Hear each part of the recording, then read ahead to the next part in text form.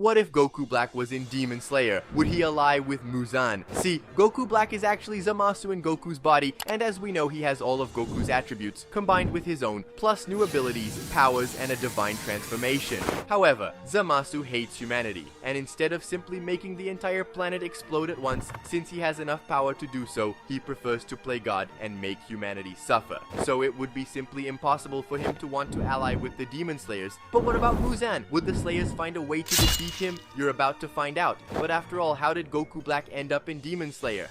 Look, in a parallel timeline, while the Z Warriors couldn't find a solution to stop Zamasu and Goku Black, they make a wish to Shilong from the past to make Goku Black disappear from that universe. And because of a poorly understood wish, Goku Black vanishes from that specific universe, but reappears in another one, the Demon Slayer universe. And here's the thing, Goku Black can no longer feel any ki. He thinks he's been sent to a desolate land. However, he comes across Tanjiro fighting Rui, the Spider Demon. While observing the Kamado siblings battle, Tanjiro awakens the Hinokami Kagura, managing to decapitate Rui, or almost, since the demon cut off his own head to avoid defeat. He is saved by Tomioka until Kanao arrives and tries to decapitate Nezuko, who helped in Rui's defeat. After this sequence of events, Goku Black finally understands that this isn't another planet. It's the same Earth, with the same beings he so despises, beings who cause conflict among themselves. The girl who helped Tanjiro defeat someone supposedly evil to Goku Black was also being hunted. Goku Black completely misinterprets the situation, thinking that being sent to this world is a divine gift, a land for him to rule and command without any interference. Rising into the skies, Goku Black makes his appearance, presenting himself and proclaiming himself as God, with the goal of punishing the Earth. Instantly, all the Slayers see that and assume another demon has appeared. However, thanks to Tanjiro's sharp sense of smell, he doesn't recognize Goku Black as a demon, and now the destruction of the Demon Slayer world finally begins. And will the Slayers manage to escape? Before I answer that, what do you think will happen to the demons? Leave it in the comments. Due to the powerful Ki blasts, many Slayers sent to Mount Natagumo would die, including demons. But what about the protagonists? Notice that both Tanjiro and Zenitsu can barely move, so without a doubt, fighting Goku Black with injured Slayers would be impossible. They would retreat, with Gyu carrying Tanjiro and Shinobu carrying Zenitsu. And let's be honest, escaping from Goku Black is practically impossible, and that only happened here because of Goku Black's own desire to let them escape so they could spread terror around the world, while he wipes out the rest of Mount Naragumo along with the Spider Demons and the Slayers present there. At the Hashira meeting, important matters need to be addressed. The first is about Nezuko, the second is about who that mysterious figure flying through the skies was. And just to clarify a doubt, Goku Black wouldn't stop his attacks. In fact, while he continues, demons would also be attacking humans, meaning the Slayers would get no rest. So notice that once they are forced to help humanity in the fight against the demons, the core would also become divided over Goku Black, whether to recognize him as a high-ranking demon or truly a god. Then, accompanied by Rengoku on the Mugen train, Tanjiro and his friends face Enmu, the Lower Moon one, and when the train derails, Akaza makes his entrance, kicking off the battle between Rengoku and Akaza. However, the fight is interrupted by none other than Goku Black. Both Tanjiro and Inosuke, Rengoku, and Akaza get chills just by sensing Goku Black's presence as he hovers in the sky and lands to declare how pathetic humans are. Rengoku, identifying that Goku Black is an enemy of the core, doesn't waste time and charges toward Goku Black, who punches him effortlessly. Akaza gets furious at Goku Black for taking his prey and asks what rank he holds among the 12 Kizuki. Goku Black responds with disdain, saying he has no ties to those pathetic demons. And with a small demonstration of power, Goku Black aims at Akaza and unleashes a Black Kamehameha, powerful enough to completely disintegrate the demon and wipe out the entire area. And thanks to the dust created during the night, Inosuke, who was beside Tanjiro, carries him to escape. Tanjiro asks Nezuko to quickly carry Rengoku so the Slayers can flee immediately. They understood they were dealing with someone of unimaginable proportions. But look at that, Akaza emerges from the dust, revealing himself to be more resilient than Goku Black had imagined. Obviously, he couldn't completely dodge the Black Kamehameha, but being a demon, he was able to regenerate and charged at Goku Black, trying to land a few hits, giving the perfect chance for the Slayers to put some distance between themselves and the Saiyan. Once again, Tanjiro and the others survived an encounter with Goku Black, and Rengoku survived this battle against Akaza. But what about the Upper Moon 3? See, with the sun about to rise, Goku Black wouldn't do anything and would let the demon die burned by the sunlight. But Akaza manages to escape into the forest, reporting to Muzan the immense power of the Saiyan and how he intends to wipe out everyone, from slayers to demons. Obviously, Muzan would be intrigued.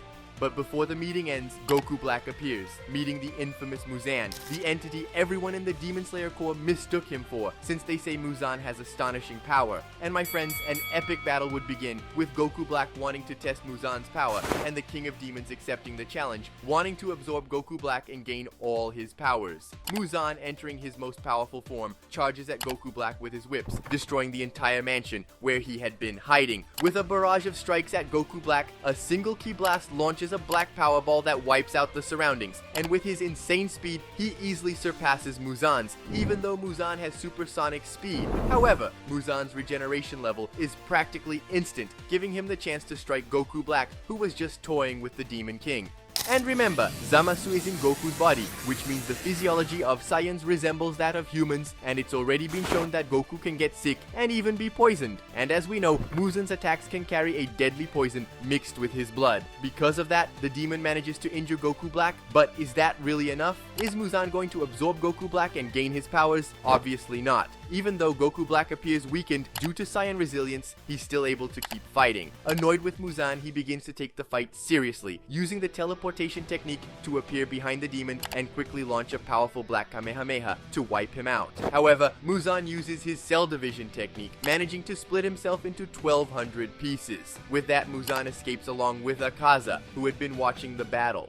And my friends, what will be the fate of the Demon Slayer world? Who will stop this monster that is Goku Black? Or is that impossible? Well, what's about to happen next is going to be a wild twist, but before I tell you, use your powerful Kamehameha on the like button and subscribe to the channel with the bell turned on, because legend says only subscribers unlock Ultra Instinct. But back to the story. What happens from here? See, at this point in the original story, Tanjiro and the others would go to the entertainment district, but here, everything changes. Notice that while Goku Black continues his slaughter around the world, Muzan invades the Demon Slayer Corps to make an offer to Ubuya Shiki. That's right, you heard it. Muzan proposes joining forces with the Corps to defeat Goku Black. After all, he saw the threat the Saiyan represents, and if they don't defeat that monster, both sides will be erased from existence. And no matter how long they hide for, centuries or millennia, if what Goku Black says is true, that he is a god, then he's practically immortal. However, Muzan knows his weakness and reveals it to Ubuyashiki as a sign of trust, so that Ubuyashiki will trust him. And my friends, if you're not getting excited, I am. Another meeting is called again, and when everyone is in front of Ubuyashiki, the doors to the Infinity Castle open, placing the Demon Slayers face to face with the Upper Moons and Muzan, the King of Demons. All of this to discuss a strategy to defeat Goku Black. Many wouldn't agree with this, however, they trust Ubuyashiki, and since no Slayer or Upper Moon has died in battle, both sides are at full strength. They prepare, create a plan together, placing Muzan as the central piece for Goku Black's defeat. And note that finding Goku Black has never been a hard task. He keeps flying around and causing explosions everywhere.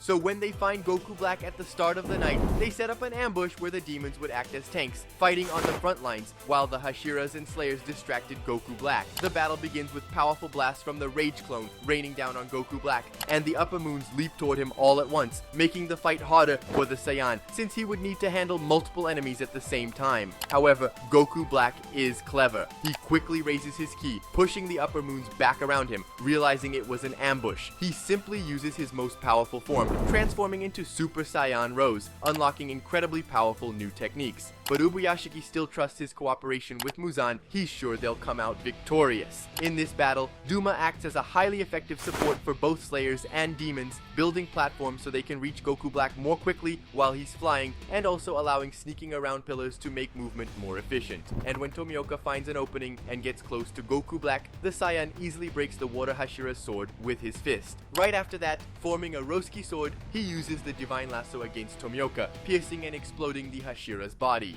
And if losing such a powerful member in battle wasn't enough, when Hantengu's clones merge and transform into Zohakuten, unleashing his many wooden dragons on Goku Black, the Saiyan, with a super black Kamehameha, blasts all the dragons and creates such a massive explosion that it disintegrates the demon and his original clone. While he was charging and launching his attack, Muzan and Kokushibo come from behind to strike the Saiyan. But Goku Black has faster than light reflexes, and this time, summoning his Rose Blade, he breaks Kokushibo's sword and slices off Muzan's tentacles. Seeing an opening, the Hashiras leap toward Muzan with Duma's platforms helping them, and Goku Black, increasing his resistance through ki, causes the swords of Sanemi and Obanai to break. Then with the divine lasso, he pierces and explodes the Hashira's bodies. Seeing how much of a nuisance Duma is, with a super black Kamehameha, he disintegrates Duma, managing to break through the massive walls the demon built with his Ice Buddha statues. However, Duma has speed and reaction time so high that the human eye can't see it, being faster than Akaza, and he manages to escape, creating ice clones to increase their numbers in battle. Goku Black Cannon does the same. He summons his Rose Scythe, and look,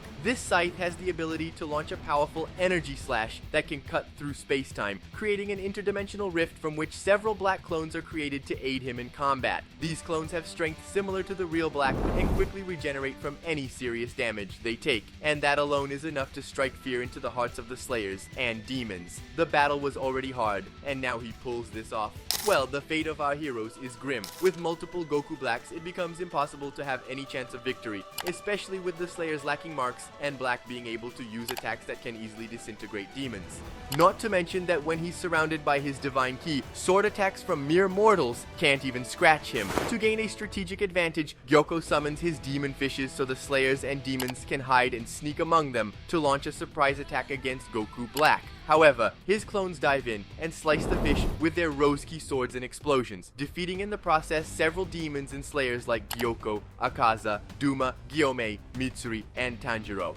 So, after a long battle, Goku Black would come out victorious without much difficulty, since Muzan never had an opening to defeat him. And before you say Muzan would just split again to escape, this time Goku Black would teleport right in front of Muzan and launch his Divine Retribution attack, completely disintegrating him. With the death of the Slayers and demons, the fate of the world is left to the will of Goku Black, who causes destruction wherever he goes and brings about the end of humanity, with no more demons or Slayers rising to challenge him. Well, as much as I'd love to see Goku Black losing because of the union between demons and Slayers, that would be impossible, since in Dragon Ball, the power level is infinitely superior, especially when we talk about characters like Goku Black who possess divine power levels. But hey, did you enjoy the video? Comment the next character, and I'll see you in this video I picked for you. I promise you're going to like it.